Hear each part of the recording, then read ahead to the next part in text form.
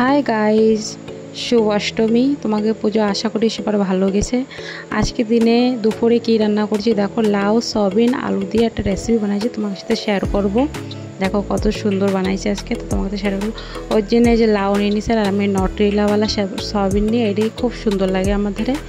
দেখো লাউ আলু আর সয়াবিন ভালো মতন ধুয়ে নিছি। আর সয়াবিনটা কিরম করে ধুই দেখো, এরকম গরম জল করে তারপরে ধুই, তাহলে কি হয় জানো, এই সয়াবিনটা পুরো সফট হয়ে যায় আর খেতে খুব ভালো লাগে। তারপরে কড়াইতে দিয়ে দিলাম তেল। দেখো এরকম তেল, আমি সরষের তেল দিয়ে ইউজ করি। সরষের তেল খেতে খুব টেস্ট লাগে। তুমি সরষের তেল দিয়ে কিছু বানাও ভালো লাগবে। আমাকে বাঙালিকে ফেভারিট তেল হলো সরষের তেল। তারপরে এটাতে আমি সেই সয়াবিন দিয়ে দিলাম। সয়াবিন একটু লবণ হলদি দিয়ে ভালো মতন লাল লাল করে ভেজে নেব। সয়াবিনটা লাল লাল করে ভেজে নিলে খেতে খুব টেস্টি লাগে। দেখো এরকম ভেজে নিয়েছি। তারপরে তেলের পরে দিলাম জিরে, শুকনো ঝাল, তেজপাতা ভালো মতন লাল লাল করে ভেজে নেবো। তারপরে দিয়ে দেবো আলুটাও ভালো মতন লাল লাল করে ভেজে নেবো। কেননা কি লাউর সাথে আলুটা ভাজা ভালো মতন হয় না, এই জন্য আমি পয়লা ভেজে নিই। আমি যেরকম করে রান্না করি তোমরা এরকম ফেলে রান্না করবে, খুব ভালো লাগবে। দেখো তারপর দিয়ে দিলাম লাউ, আলু লাল লাল করে ভেজে তারপর লাউ দিয়ে দিলাম।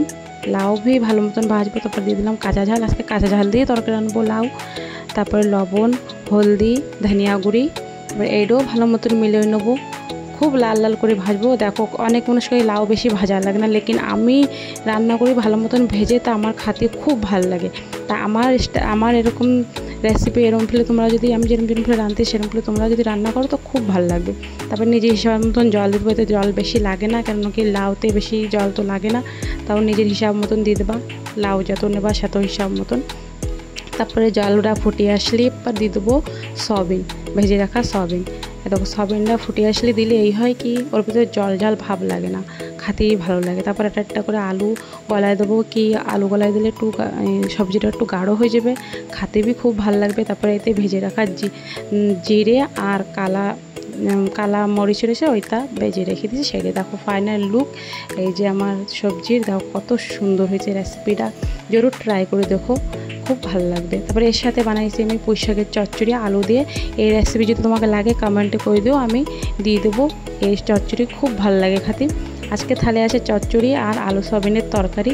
দেখো কত সুন্দর হয়েছে। পুজো নিরামিষে আর কী খাবো, এইসবই খাচ্ছি।